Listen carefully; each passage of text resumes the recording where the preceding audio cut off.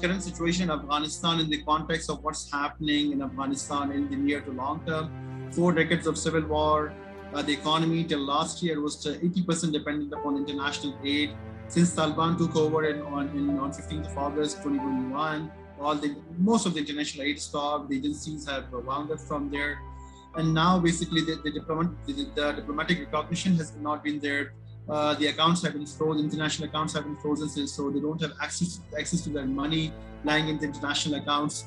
So basically, it's a complex situation in the context of this earthquake, which is the deadliest in their history. So it creates a very problematic situation for Afghan people and Taliban, how to get the most urgent aid to them. But the problem for the international NGOs is that they are fearing, what if they mobilize international aid, send their stuff and money to Afghanistan, they basically somehow fall under the US sanctions and they have problems carrying out their operation in Afghanistan and elsewhere. So basically in April 2022, I would say that the US Treasury issued a document, a fact sheet for Afghanistan, in which they have detailed all the exceptions which are available to humanitarian assistance, and in which they have argued basically that the sanctions of the US Treasury are on the Taliban and some of the associated like Afghani network, etc. And they are not meant for Afghan people, and the humanitarian aid should continue and can continue even under the normal circumstances.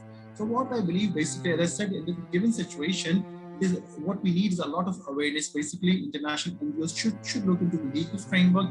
What are the exceptions available to the sanctions of the US Treasury Office? How the aid can be mobilized. So I think there's a lot of room available. It's just a matter of getting more awareness from a legal perspective, from an international law perspective, and I think it can be taken care of. So law and sanctions should not be a problem for mobilizing international aid to Afghanistan. I think this communication part, if that can be taken care of, a lot of money and aid can come to Afghanistan, Afghan people, and especially that is need of the hour. Reason being that we know the situation, what's the situation over there. What I believe that Afghan people, of course, need a lot of aid in terms of food and medicine. That is always a natural reaction to any natural disaster, especially earthquakes. So people are homeless, people need aid and healthcare. So that is something which is needed. But I think it is also a good opportunity to engage with Taliban. You see, you cannot isolate Taliban. You have to engage with them. Taliban are a reality in Afghanistan. They are the de facto powers. If they want to be de-jure, they also realize, you see, first time Taliban have appealed international community for international aid. They know the gravity of the situation, and it shows their willingness based on the humanitarian grounds to engage with the international community. I personally feel that Taliban should be engaged.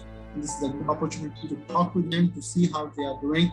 You know, when you talk to people, when you communicate with people, when you engage with people, a lot of misconceptions and misperceptions are removed basically through talking, through communication, and that's how this. And US has been talking to Taliban through back channels in Qatar, in Turkey, in all these places for so many years, basically. So it's nothing new. Even once they've taken over, I think this is a good opportunity to provide much needed relief to Afghan people, to create aid corridors. They can be controlled aid corridors monitored by the UN or similar agencies, as well as it's a good opportunity to engage Taliban that even after this relief effort is done, the international aid and the economic normalization process can start. Pakistan is hosting the maximum number of Afghanistan refugees, number one.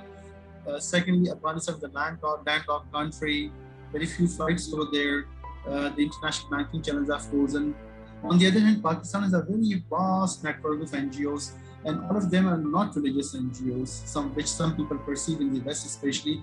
Pakistan has top-class international NGOs that are funded by the USA, the UK DFID, the Bill and Melinda Gates Foundation. All the big development agencies are funding the Pakistani NGOs because they comply with their reporting and compliance standards. So Pakistan has got an excellent network of large NGOs, and their specialization is that they know the local culture, they know the local culture very well. They've grown, they've evolved organically. So, and there's in some places in Pakistan, the ground situation, the cultural situation is like that of Afghanistan. The language, the backwards area, the literacy rate, some very conservative customs. So Pakistani NGOs have learned how to operate in remote areas and culturally sensitive areas, people where traditions and religions are mixed together for whatever reason. So I think Pakistani NGOs know how to handle these kind of situations. Pakistan has had its own share of earthquakes and natural disasters and floods and law and order situations. So our NGOs are also very well equipped to to respond to the situation in undeveloped country. Responding to a similar situation in developed country is a different thing altogether. Responding to this sort of situation like country like Pakistan or Afghanistan is a different thing altogether. So I think Pakistani NGO, it is our best position just to extend their existing networks which are already there, which are available by pan-country. There are Pakistani NGOs who are educating hundreds of thousands of people at the same time, who are feeding hundreds of thousands of people every day.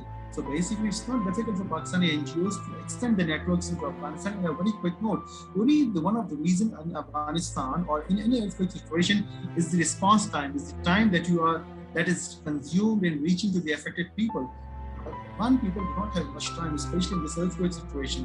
And Pakistani NGOs are the most suited to reach out to Afghan people in the quickest time, in the most cost-effective time, and in the manner which they understand they require. I think, in my view, the way forward is the international community has to show their willingness and take a bit of proactive approach. The situation in Afghanistan is very dire. And we know that one of the reasons the situation in Afghanistan is so bad is due to foreign invasion. We all know who have been the players and what are the reasons. So I think it's time that the international community, the OIC countries, take the lead, take the initiative, and they reach out to Taliban, they reach out to Afghan people, and they develop these aid corridors themselves, basically, so that Afghan people have been suffering the most. 4 decades of war, all international aid stopped, very few, little education, access to water, very high levels of malnutrition for no basically crime of theirs.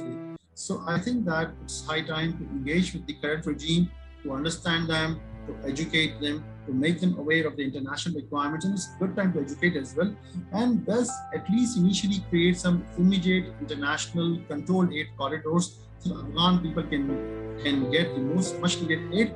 And I believe that if this is done, it will open the way for a lot of other humanitarian work in Afghanistan in the coming years.